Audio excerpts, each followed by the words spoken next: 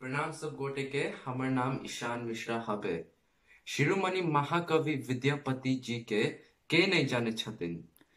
मिथिला में कोनो काम माँ भगवती के नाम से शुरू होय छे।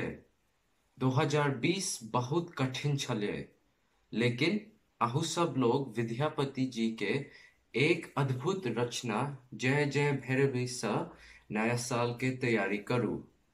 हम आई गीत के बांसुरी आ पियानो पर कोशिश करे छी। आशा है कि अपना सबका पसंद आयत। जय मैथिली, जय मिथिला।